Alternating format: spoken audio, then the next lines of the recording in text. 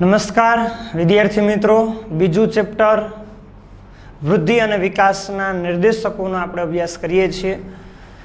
Last લેક્ચરમાં આપણે આર્થિક વિકાસના નિર્દેશક તરીકે જીવનની ભૌતિક ગુણવત્તાના આંકની શરૂઆત કરી હતી, એનો પ્રારંભ આપણે જોયો. જીવનની ભૌતિક ગુણવત્તાનો આંક શબ્દ આવે એટલે આપણે અ-સી-બા યાદ રાખવાનું થાય.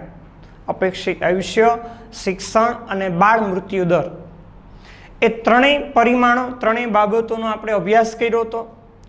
અપેક્ષિત આયુષ્ય, શિક્ષણ અને બાળ મૃત્યુ દરનો, કે ત્રણ બાબતો જ શા માટે ધ્યાનમાં લેવામાં આવી છે. એના પછી ત્રણ કારણો પણ આપણે જોયા હતા કે ત્રણેયના વિશ્વાસપાત્ર આંકડાઓ મળે છે, ત્રણેય પ્રયત્નો લઈને પરિણામ દર્શાવે છે અને વસ્તુલક્ષી છે. પછી એનાથી આગળ આપણે જોયું હતું જીવનની ભૌતિક ગુણવત્તાના આંકની રચના કેવી રીતે થાય છે. તો એમાં આપણે જોયું કે ત્રણેયને 100નો ભાર આપવામાં આવે છે. પછી ત્રણેયની જેવી કામગીરી છે, શિક્ષણ, ત્યાર પછી અપેક્ષિત આયુષ્ય અને બાળ મૃત્યુ દર, એ ત્રણેયની કામગીરીના આધારે 0 થી 100ની વચ્ચેના ગુણ આપવામાં આવે છે. ત્રણેયના ગુણનો સરવાળો કરી અને 3 વડે સરેરાશ કાઢવામાં આવે છે અને ત્યારે જે આંક મળે એ થયો જીવનની ભૌતિક ગુણવત્તાનો આંક. ત્યાં સુધીનો પ્રશ્ન આપણે લાસ્ટ લેક્ચરની અંદર જોયો છે. હજી પ્રશ્ન પૂરો નથી થયો. પ્રશ્નમાં 2 કન્સેપ્ટ બાકી છે, જે છેલ્લે આપણે વાત કરી હતી કે એની સકારાત્મક મહત્વની બાબતો અને મર્યાદાઓ છે. જીવનની ભૌતિક ગુણવત્તાના આંકની સકારાત્મક સારી બાબતો, મહત્વની બાબતો કઈ છે અને એની મર્યાદાઓ શું છે. આવો આપણે એનો અભ્યાસ કરીએ કે એની સકારાત્મક બાબતો કઈ કઈ છે. ખાલી 2 અથવા તો 3 માર્ક્સમાં સકારાત્મક બાબતો અથવા તો મહત્વની બાબતો પૂછાઈ શકે. જો સૌથી પહેલી બાબત શું કીધી છે તો કે જીવનની ભૌતિક ગુણવત્તાનો આંક છે, એનું મૂલ્ય કેટલું હશે તો કે 0 થી 100ની વચ્ચે હશે.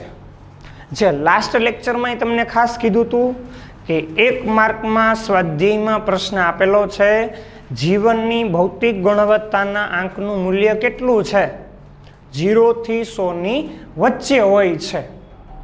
ન્યૂનતમ ઓછામાં ઓછું કહીએ તો 0, મહત્તમ વધુમાં વધુ કહીએ તો 100. એટલે જીવનની ભૌતિક ગુણવત્તાનો આંક મળશે, એ આંક કેટલો હશે તો કે 0 થી 100ની વચ્ચે હશે. પછી બીજી સકારાત્મક બાબત શું આપી છે તો કે જીવનની ભૌતિક ગુણવત્તાનો આંક છે, એ આંક જો 100ની નજીકનો પ્રાપ્ત થાય, માની લ્યો કે 80, 85, 90, 95, જો આવો આંકડો મળે તો એ 100ની નજીકનો આંકડો કહી શકાય. જો આવો આંક મળ્યો તો એ દેશનો જીવનની ભૌતિક ગુણવત્તાનો આંક ઊંચો છે. તો એનો અર્થ એવો કે એ દેશમાં અપેક્ષિત આયુષ્ય, શિક્ષણ અને બાળ મૃત્યુ દર, આ ત્રણેયની કામગીરી કેવી છે તો કે ઉત્તમ કામગીરી છે, શ્રેષ્ઠ કામગીરી છે. એટલે કે એ દેશમાં અપેક્ષિત આયુષ્ય ઊંચું હશે, સાક્ષરતાનો દર, શિક્ષણની સ્થિતિ ઊંચી હશે અને બાળ મૃત્યુ દર છે એનું પ્રમાણ ઓછું હશે. તો એ ઉત્તમ કામગીરીનો નિર્દેશ કરે છે અને એના પરથી કહી શકાય કે એ દેશનો વિકાસ વધુ પ્રમાણમાં થયો છે.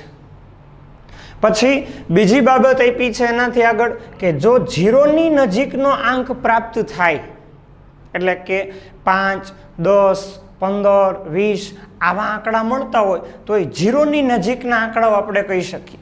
અને જો આવા 0ની નજીકના આંક પ્રાપ્ત થાય તો એ નીચો આંક ગણાય છે. અને નીચો આંક હોય તો આ અપેક્ષિત આયુષ્ય, શિક્ષણ અને બાળ મૃત્યુ દર છે એ ત્રણેય બાબતોની કનિષ્ઠ કામગીરીનો નિર્દેશ કરે છે. કનિષ્ઠ એટલે કેવી તો કે નબળી કામગીરીનો નિર્દેશ કરે છે, ઉતરતી કક્ષાની કામગીરીનો નિર્દેશ કરે છે.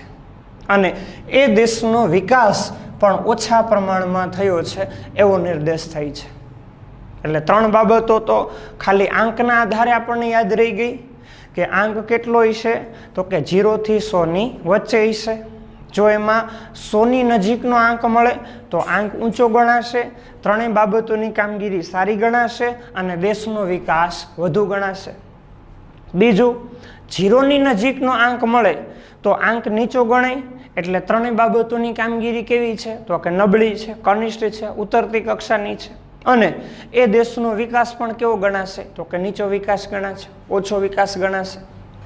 એનાથી આગળનો મુદ્દો હવે આપણે જોઈ કે જીવનની ભૌતિક ગુણવત્તાના આંક દ્વારા વિશ્વના જુદા જુદા દેશો, ધારો કે ભારતનો જીવનની ભૌતિક ગુણવત્તાનો આંક આટલો છે, ચીનનો જીવનની ભૌતિક ગુણવત્તાનો આંક આટલો છે, તો બે દેશની આપણે સરખામણી કરી શકીએ અને એના દ્વારા આપણને ખબર પડે કે બે દેશોમાં શિક્ષણની, આરોગ્યની સ્થિતિ શું છે, લોકોની જીવનની ભૌતિક ગુણવત્તા કેવી છે. જો આંક વધુ હશે તો એ દેશના લોકોની જીવનની ભૌતિક ગુણવત્તા ઊંચી હશે અને દેશનો વિકાસનો દર પણ ઊંચો હશે. એટલે બે દેશોની સરખામણી થઈ શકે.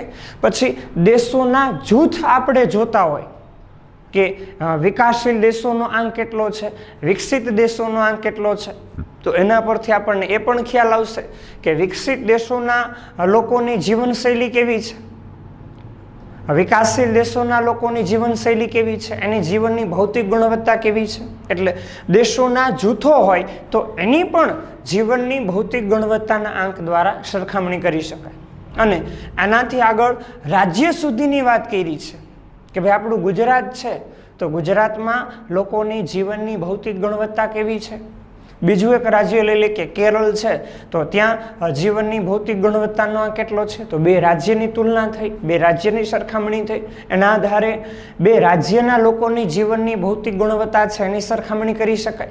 એટલે બે દેશો હોય, દેશોના જૂથો હોય કે રાજ્યો હોય, એમના આંક તૈયાર કરવામાં આવે તો એની સરળતાથી આપણે સરખામણી કરી શકીએ અને એની વિકાસની કક્ષા આપણે જાણી શકીએ.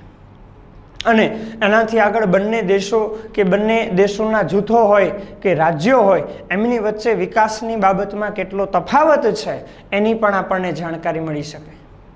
એનાથી આગળ ગ્રામ્ય વિસ્તાર અને શહેરી વિસ્તાર હોય તો એ બેના આંક તૈયાર કરવામાં આવે તો ગ્રામ્ય વિસ્તાર અને શહેરી વિસ્તારના લોકોની જીવનશૈલીની સરખામણી કરી શકાય. પછી સ્ત્રી પુરુષોના આંક તૈયાર કરવામાં આવે. એની સાથે સાથે સમગ્ર દેશની અંદર આવા ગ્રામ્ય વિસ્તારના, શહેરી વિસ્તારના આંક તૈયાર થાય, સ્ત્રી પુરુષોના આંક તૈયાર થાય તો દેશમાં જીવનની ભૌતિક ગુણવત્તામાં કેટલો તફાવત છે, સ્ત્રીઓ અને પુરુષોમાં કેટલો તફાવત છે, ગ્રામ્ય વિસ્તાર અને શહેરી વિસ્તારમાં કેટલો તફાવત છે, તો એનાથી સરખામણી કરવાનું કાર્ય છે એ વધારે સરળ બનશે અને લોકોની જીવનશૈલીનો વધારે સચોટતાપૂર્વક આપણને પરિચય મળશે. એનાથી આગળનો મુદ્દો જુઓ કે અહીંયા જીવનની ભૌતિક ગુણવત્તાના આંકમાં માનવ જીવનને સ્પર્શતા એટલે કે આપણા જીવન ધોરણ સાથે સંકળાયેલા, માનવ જીવનને સ્પર્શતા એટલે કે આપણા જીવન ધોરણ સાથે સંકળાયેલા શિક્ષણ અને આરોગ્ય, આ બંને બાબતો છે કે જેમનો અહીંયા સમાવેશ કરવામાં આવ્યો છે. માનવ જીવન સાથે સંકળાયેલી શિક્ષણ અને આરોગ્ય, આપણા જીવન ધોરણ સાથે શિક્ષણ શું સંકળાયેલું છે તો માત્ર આર્થિક પ્રવૃત્તિ માટે જ નહીં, વિચારોના આદાન પ્રદાન માટે, એક સારી જીવનશૈલી પ્રાપ્ત થાય એના માટે, સારા નાગરિક બનાવવા માટે શિક્ષણ જરૂરી છે. સાથે સાથે આરોગ્ય છે જે આપણી પ્રાથમિક જરૂરિયાત છે, જેના પર આપણી શારીરિક માનસિક ક્ષમતાઓનો આધાર છે.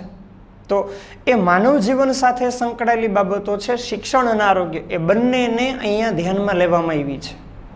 એનાથી આગળનો મુદ્દો કીધો છે કે રાષ્ટ્રીય આવક અને માથાદીઠ આવકનો જે નિર્દેશક પ્રશ્ન નંબર 4 અને પ્રશ્ન નંબર 5 આપણે ભણ્યા હતા, એ બંને નિર્દેશકો કરતાં આ નિર્દેશક કેવો છે તો કે ઓછી મર્યાદાવાળો નિર્દેશક છે.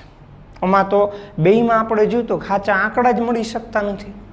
રાષ્ટ્રીય આવકની ગણતરીમાં મુશ્કેલી થઈ, માથાદીઠ આવકમાં વસ્તીના માત્ર અંદાજો મૂકવામાં આવે છે, તો એનો અર્થ એવો કે બે નિર્દેશકોના સચોટ આંકડા મળતા નથી. અને અહીંયા આગલા લેક્ચરમાં તમે જોયું હતું કે અપેક્ષિત આયુષ્ય, શિક્ષણ અને બાળ મૃત્યુદર ત્રણેયના વિશ્વાસપાત્ર આંકડાઓ મળે છે. એટલે આપણે જે વિશ્લેષણ કરીએ છીએ એ આપણને સાચા માર્ગે દોરી શકે, આપણને ગેરમાર્ગે દોરી શકતું નથી.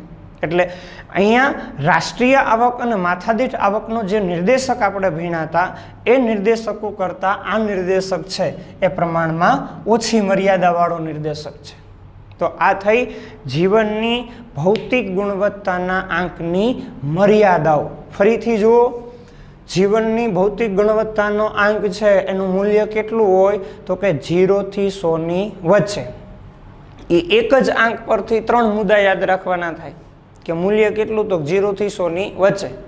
જો 100 ની નજીકનો આંક મળે તો આંક ઊંચો, ત્રણેય બાબતોની કામગીરી ઉત્તમ એટલે કે શ્રેષ્ઠ અને દેશનો વિકાસ વધુ.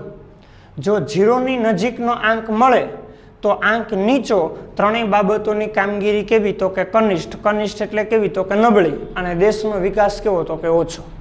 એટલે 3 મુદ્દા તો માત્ર આ એક આંકના આધારે આપણને યાદ રહ્યા.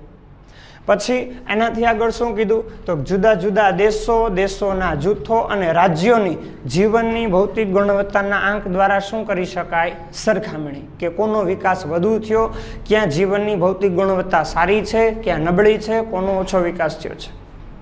આનાથી આગળ કીધું કે ગ્રામીણ અને શહેરી વિસ્તાર, સ્ત્રી અને પુરુષો વગેરેનો પણ જીવનની ભૌતિક ગુણવત્તાનો આંક તૈયાર થાય તો એની પણ તુલના કરવાનું કાર્ય શક્ય બને.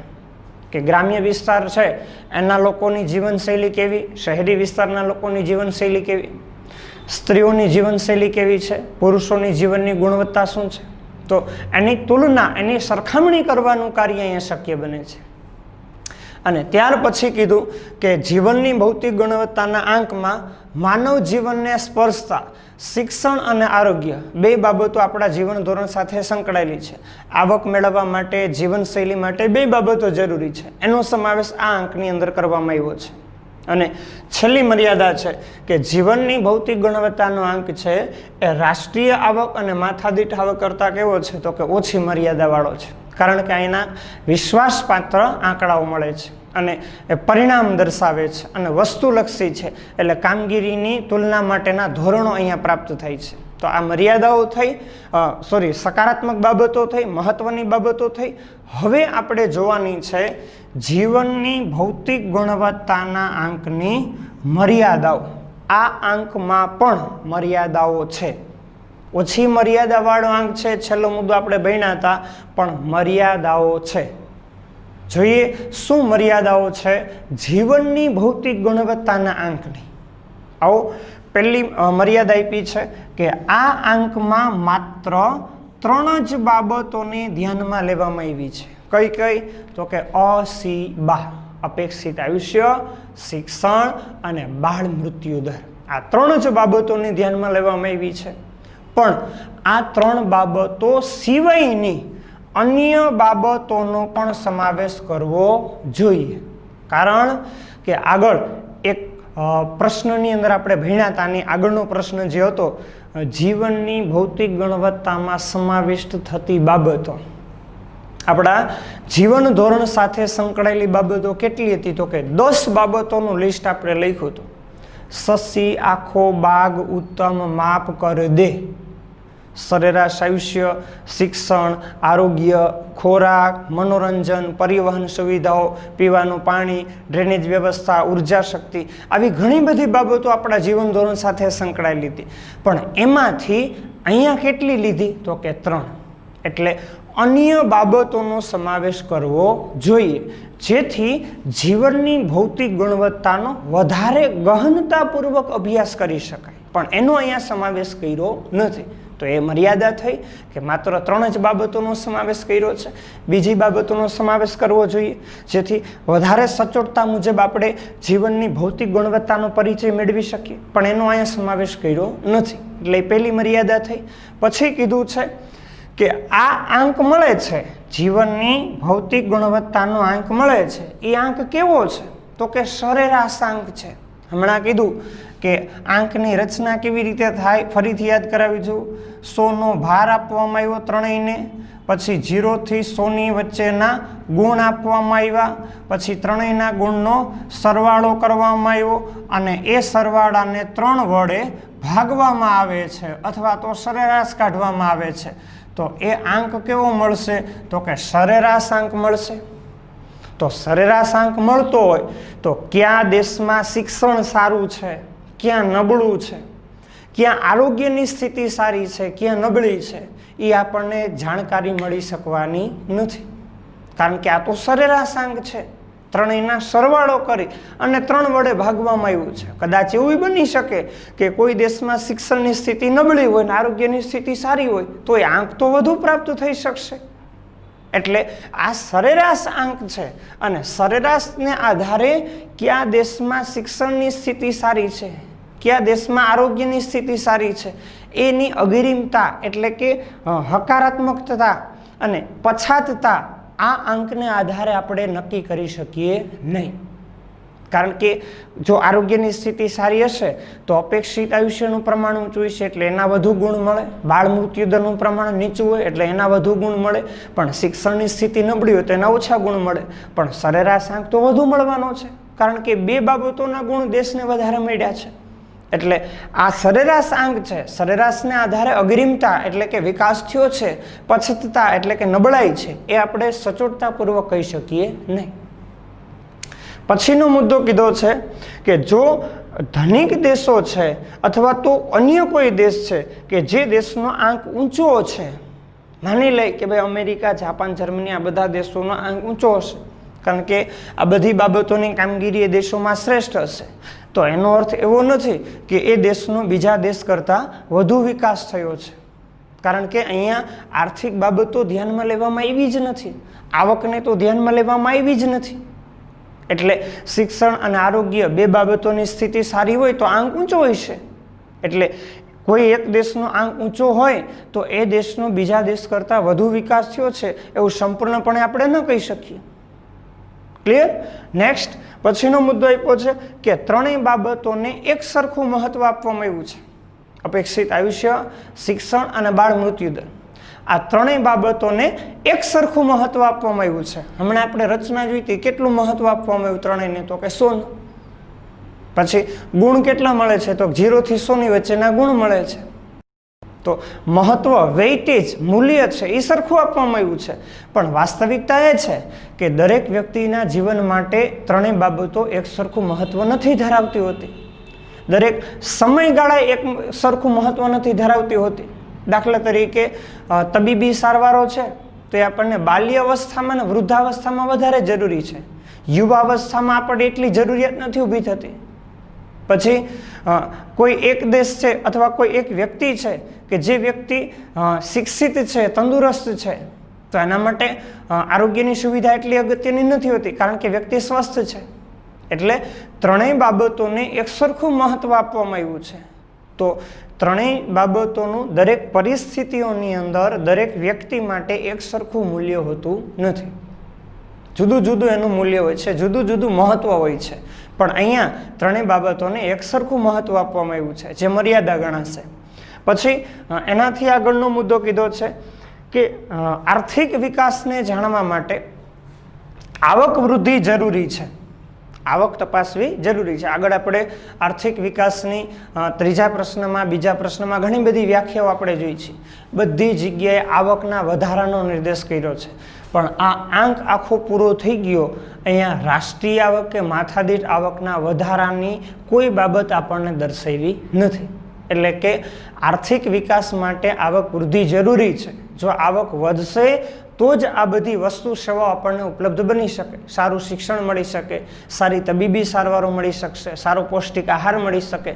પણ અહીંયા આ આંકમાં આવક વૃદ્ધિને ક્યાંય ધ્યાનમાં લેવામાં આવી નથી, એટલે એ પણ એક મર્યાદા ગણાશે. પછી એક મુદ્દો એવો કીધો છે કે ધનિક દેશોનો જીવનની ભૌતિક ગુણવત્તાનો આંક વધવાની ગતિ ધીમી હોય છે. ધનિક દેશોનો જીવનની ભૌતિક ગુણવત્તાનો આંક વધવાની ગતિ ધીમી હોય છે. શા માટે? કારણ કે અમુક હદ પછી સરેરાશ આયુષ્ય છે એમાં વધારો કરવો એ પ્રમાણમાં સરળ નથી, ઘણું બધું મુશ્કેલ છે. દાખલા તરીકે માનવ વિકાસની દ્રષ્ટિએ વિશ્વના 188 દેશો છે, એમાંથી ભારત 130મા ક્રમે છે. અને 130મા ક્રમે હોવા છતાં ભારતના લોકોનું સરેરાશ આયુષ્ય છે એ 68 વર્ષનું છે. અને માનવ વિકાસની દ્રષ્ટિએ પહેલા ક્રમે આવતો દેશ નોર્વે છે. 188માંથી પહેલા ક્રમે આવતો દેશ નોર્વે છે, જે દેશના લોકોનું સરેરાશ આયુષ્ય 81.6 વર્ષનું છે. તો ક્રમમાં ઘણો બધો તફાવત છે, આયુષ્યમાં એટલો તફાવત નથી. કારણ કે દેશનું સરેરાશ આયુષ્ય છે એ 80 કે 85 વર્ષ પછી સરેરાશ એમાં વધારો કરવો એ પ્રમાણમાં સરળ નથી. કે આજે 50થી 55, 55થી 65 સુધી એમ વધારવું એ પ્રમાણમાં સરળ છે. પણ 80-85 પછી દેશના લોકોનું સરેરાશ આયુષ્ય વધારવું તો એ પ્રમાણમાં સરળ નહીં બને. અને જો સરેરાશ આયુષ્યમાં વધારો ન થાય તો ધનિક દેશનો જે આંક હશે એ આંકમાં વધારો નહીં થઈ શકે. તો એનો અર્થ એવો નથી કે દેશનો વિકાસ નથી થતો. અને ત્યાર પછી છેલ્લી મર્યાદા છે કે વર્ષ 2003 પછી જીવનની ભૌતિક ગુણવત્તાનો આંક રજૂ થયો. એમાં આ 3 બાબતો, અપેક્ષિત આયુષ્ય, શિક્ષણ અને બાળ મૃત્યુ દર, આ 3 બાબતો સિવાયની બીજી 3 બાબતોને ઉમેરવામાં આવી છે. હવે કઈ બાબતો છે એ આપણને દર્શાવી નથી. જો દર્શાવી હોત તો આ આંકને વધારે સચોટતાપૂર્વક આપણે ઓળખી શકત. પણ બીજી 3 બાબતોને ઉમેરવામાં આવી છે, પણ જે આ આંકમાં આપણને દર્શાવી નથી. એટલે એ પણ એક મર્યાદા ગણાશે. અહીંયા જીવનની ભૌતિક ગુણવત્તાનો આંક એટલે કે 7મો પ્રશ્ન છે એ આખો પૂર્ણ થાય છે. ફરીથી એકવાર આપણે સકારાત્મક મહત્વની બાબતો અને મર્યાદાઓને ઝડપથી જોઈ લઈ. સકારાત્મક બાબતો કઈ કઈ છે તો કે જીવનની ભૌતિક ગુણવત્તાનો આંક છે એનું મૂલ્ય કેટલું હોય તો 0 થી 100 ની વચ્ચે. પછી 100 ની નજીકનો આંક મળે તો આંક ઊંચો અને એ દેશની 3 બાબતોની કામગીરી ઉત્તમ, શ્રેષ્ઠ અને દેશનો વિકાસ વધુ. જો 0 ની નજીકનો આંક મળે તો આંક નીચો ગણાય, કનિષ્ઠ એટલે કે ઉતરતી કક્ષાની કામગીરી દેશની થશે અને વિકાસ ઓછો ગણાશે. પછી જુદા જુદા દેશો, દેશોના જૂથો અને રાજ્યોની આ આંક દ્વારા સરળતાથી વિકાસની તુલના થઈ શકે. પછી ગ્રામીણ અને શહેરી વિસ્તાર, સ્ત્રી અને પુરુષો, એમના આંક તૈયાર કરી એમની પણ તુલના અથવા તો સરખામણી કરવાનું કાર્ય શક્ય બને. પછી આ આંકમાં માનવ જીવનને સ્પર્શતા આપણા જીવન ધોરણ સાથે સંકળાયેલી 2 બાબતો, શિક્ષણ અને આરોગ્ય, બેયનો સમાવેશ કરવામાં આવ્યો છે. અને રાષ્ટ્રીય આવક અને માથાદીઠ આવકનો નિર્દેશક છે એના કરતાં આ નિર્દેશક ઓછી મર્યાદાવાળો છે. તો આ 2 અથવા તો 3 માર્ક્સ માટેનો પ્રશ્ન થયો. જીવનની ભૌતિક ગુણવત્તાનો આંક છે એ આંકની સકારાત્મક અથવા તો મહત્વની બાબતો. પછી જોઈએ આપણે એમની મર્યાદાઓ. તો મર્યાદાઓ કઈ કઈ છે તો કે આ આંકમાં માત્ર 3 જ બાબતો ધ્યાનમાં લેવામાં આવી છે. અન્ય બાબતોનો સમાવેશ કરવો જોઈએ, જે અહીંયા કરવામાં આવ્યો નથી. પછી આ આંક કેવો છે તો કે સરેરાશ આંક દર્શાવે છે. એટલે સરેરાશને આધારે કોઈ દેશમાં કોઈ બાબતનો વધુ વિકાસ થયો એટલે કે અગ્રિમતા, કે કોઈ બાબત નબળી છે એટલે કે પછાતતા, આ આંકને આધારે આપણે કહી શકીએ નહીં. પછી જો કોઈ દેશનો આંક ઊંચો હોય તો એ દેશનો બીજા દેશથી વધુ વિકાસ થયો છે એવું સંપૂર્ણપણે કહી શકાતું નથી. કારણ કે આર્થિક બાબત નબળી હોય તો એ આ આંકની અંદર આપણને દર્શાવી નથી. પછી આ આંકમાં 3 બાબતો, અપેક્ષિત આયુષ્ય, શિક્ષણ અને બાળ મૃત્યુ દર, 3ને મહત્વ કેવું આપ્યું છે તો કે સરખું મહત્વ આપ્યું છે. ખરેખર માનવ જીવન માટે દરેક સમયે, દરેક પરિસ્થિતિમાં અપેક્ષિત આયુષ્ય, શિક્ષણ અને બાળ મૃત્યુ દર એક સરખું મહત્વ ધરાવતી નથી. પછી આ આંકમાં આવક વૃદ્ધિ છે એને ધ્યાનમાં લેવામાં નથી આવી. અને આર્થિક વિકાસ માટે આવક વૃદ્ધિ જરૂરી છે, કારણ કે આવક ન હોય તો આ વસ્તુ કે સેવાઓ વ્યક્તિ પ્રાપ્ત કરી શકવાનો નથી. પછી એ પૂછે કે ધનિક દેશો છે એ ધનિક દેશોનો જીવનની ભૌતિક ગુણવત્તાનો આંક વધવાની ગતિ ધીમી હોય છે. કારણ કે અમુક હદ પછી એટલે કે 80-85 વર્ષ પછીથી અપેક્ષિત આયુષ્યમાં વધારો કરવો એ પ્રમાણમાં મુશ્કેલ છે. અને છેલ્લી મર્યાદા છે કે 2003 પછી આ આંકમાં એટલે કે જીવનની ભૌતિક ગુણવત્તાના આંકમાં અપેક્ષિત આયુષ્ય, શિક્ષણ અને બાળ મૃત્યુ દર, આ 3 બાબતો સિવાયની અન્ય 3 બાબતો ઉમેરવામાં આવી છે, પણ એ આ આંકમાં આપણને દર્શાવી નથી. અહીંયા એક વિસ્તૃત જીવનની ભૌતિક ગુણવત્તાનો આંક એની રચના, સકારાત્મક બાબતો અને મર્યાદાઓ, આખો પ્રશ્ન અહીંયા આપણે પૂર્ણ કરીએ છીએ. હવે આ ચેપ્ટરમાં આપણે એક કે બે જ નવા પ્રશ્નો ભણવાના છે. HDI હ્યુમન ડેવલપમેન્ટ ઇન્ડેક્સ એટલે કે માનવ વિકાસાંક, જે પણ આર્થિક વિકાસનો મુખ્ય પણ છેલ્લો નિર્દેશક છે, જે નેક્સ્ટ લેક્ચરની અંદર આપણે જોશું.